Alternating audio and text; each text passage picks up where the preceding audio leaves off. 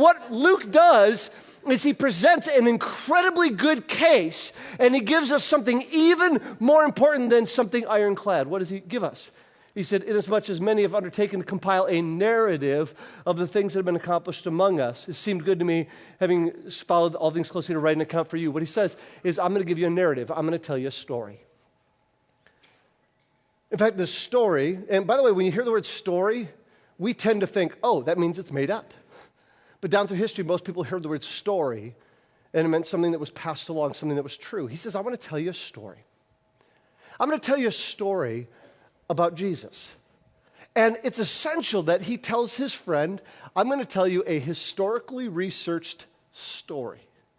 Because Jesus is more than just a list of teachings that he gave or a list of teachings about who Jesus is. Jesus is the story. And the story that Dr. Luke wants his friend Theophilus to hear is this crazy story about an eternal, all-powerful God who created everything, could do anything he wanted to do, and chose to tenderly step into his creation to ruthlessly deal with sin out of love. Now, this is the perfect story for Dr. Luke to tell his friend Theophilus to start this whole journey and what he's about to tell him about the person and work of Jesus, because he needs to understand that this story about Jesus is not a normal story.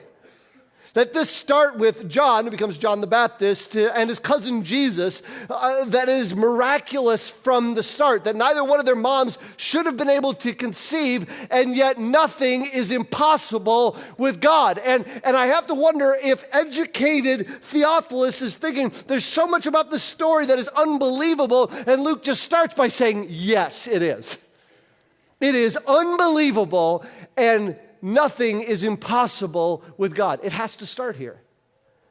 Because the story of Jesus is a big, supernatural, crazy story, and it only works if a big, crazy, supernatural God is at the helm. This Jesus was no ordinary child, but that he would go on to live a perfect life, a sinless life, that he would never travel more than 200 miles from his hometown. He would never get a college degree. He was not a pro athlete, but he would change the world.